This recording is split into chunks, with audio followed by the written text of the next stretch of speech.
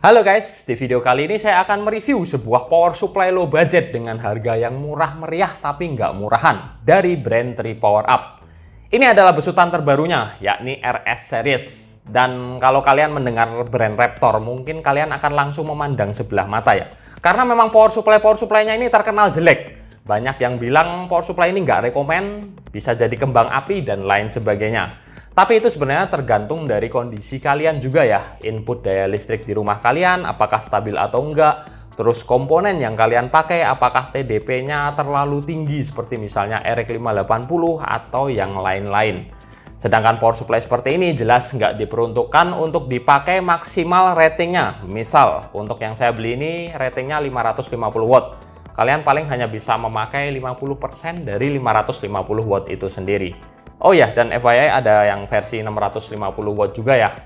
Untuk RS series ini saya bisa bilang lumayan bagus karena fiturnya dia punya DC to DC converter plus APFC full. Diambil dari OEM brand power supply Shoei. Kalau kalian nggak tahu Shoei itu apa, nanti akan saya tampilkan di video ya, semacam screen recording dari websitenya. Jadi Shoei ini adalah produsen power supply yang udah cukup besar dan terkenal di China, yang memakai komponen yang cukup bagus, nggak murahan, ya intinya middle end lah. Saya sudah pernah melakukan tes SRE mesin AC 550 watt yang juga OEM-nya Shoei, dan hasil tesnya cukup bagus guys. Jadi kita harapkan hasil yang sama dengan power supply RS series ini. Nantinya saya akan membandingkan RS series ini dengan PC cooler KF450 yang punya rating sedikit lebih rendah, yakni 450 watt. Beda 100 watt ya. Sedangkan rig untuk saya tes, saya masih pakai seperti yang kemarin waktu saya melakukan tes Cube Gaming Rhino versus Enlight 400 watt, supaya kalian bisa membedakan 4 power supply sekaligus. Kalau videonya kalian lihat nggak bisa digabung ya, kalian lihat bergantian aja lah. Jadi kalian bisa tahu hasilnya seperti apa. Jadi langsung aja sekarang kita unboxing Tripower Up Raptor RS series ini.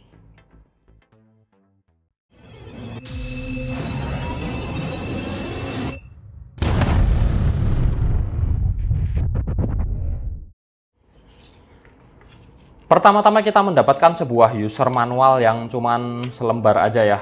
Ini nggak terlalu penting. Kemudian kita juga dapetin kabel power standar. Dan sudah, nggak ada apa-apa lagi. Ini adalah unit power supply-nya sendiri guys, yang nggak ada packing plastiknya sama sekali ya. Bentuknya seperti ini, standar dengan fan 12 cm, kotak compact, nggak terlalu panjang, dan ada labelnya RS 550. Dan kalau kita lihat di sini, dia memang belum full range dengan DC output 12 volt 45 ampere. Jadi totalnya adalah 540 watt, cukup pure power ya. Dan di sini juga ada logo 81% efisiensi. Jadi dia nggak pakai logo 80 plus. Ya lebih bagus seperti inilah, jujur. Nggak perlu ada sertifikasi 80 plus yang palsu-palsuan begitu. Jadi dia memang nggak mencantumkan 80 plus di situ, tapi ditulis 81% ya. Ini ada logo juga DC to DC converter, yang artinya power supply ini DC to DC converter. Dan ada beberapa lubang hawa guys di sini, mungkin supaya sirkulasinya lebih bagus lagi ya. Lumayan oke sih build quality-nya. Maklum OEM-nya Shoei. Dan untuk kabelnya sendiri ini standar juga, nggak terlalu panjang. Dengan ketebalan atau spesifikasi kabelnya, coba kita lihat ini guys, 18 AWG. Jadi untuk spesifikasi kabel 18 AWG, dia punya 8 pin EPS, 6+2 untuk PCIe power, 24 pin Molex dan SATA. Cukup simple dan compact. Sekarang kita akan langsung coba buka aja, kita lihat isinya seperti apa.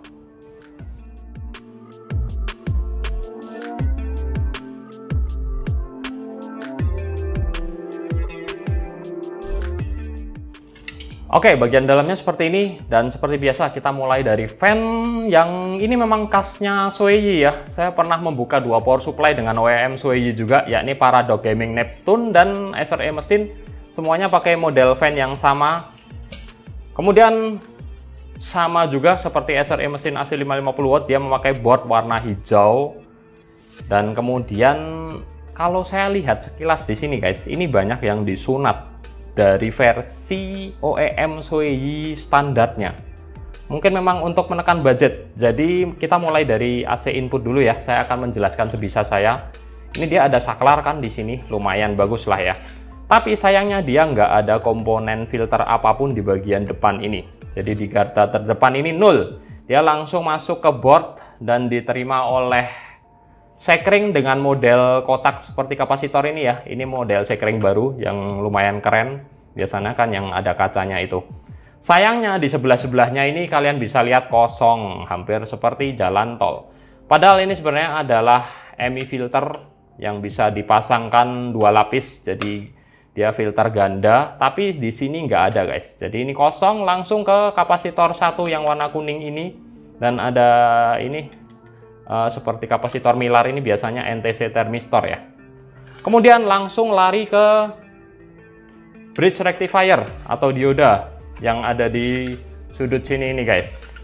Ini kenapa ya dia mepet dengan heatsink, heatsinknya cukup panjang tapi nggak sekalian dibaut ke heatsinknya supaya bridge rectifiernya bisa dapat adem dari heatsinknya ini.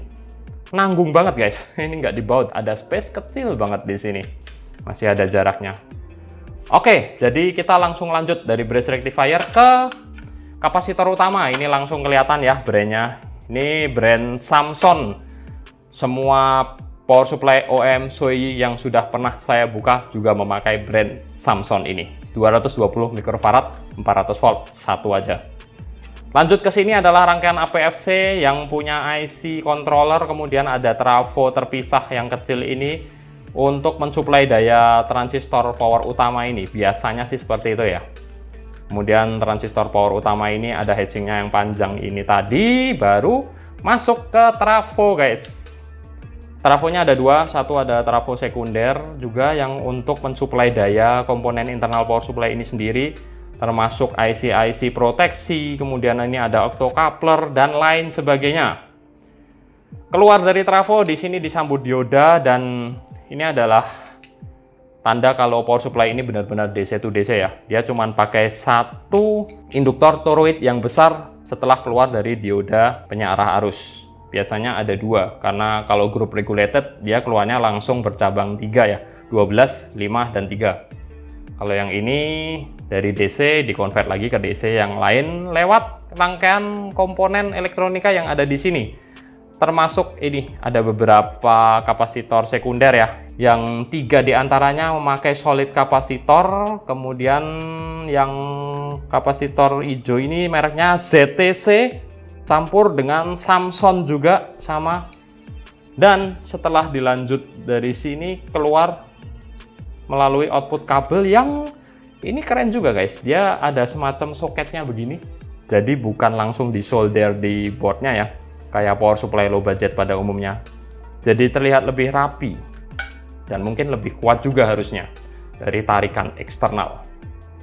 Oke, secara mata awam saya ini memang brand power supply yang OEM-nya Shoei cukup bagus, tapi sayangnya ini banyak yang disunat di bagian depan ini. Bahkan saya nggak nemu ada induktor toroid atau yang lain sebagainya. Intinya secara filtrasi awal power supply ini nol. Nggak cocok buat kalian yang inputan daya listrik dari rumahnya kurang bagus. Itu saja sih. Sekarang langsung aja ya kita tes power supply ini dan kita bandingkan dengan PC cooler KF450.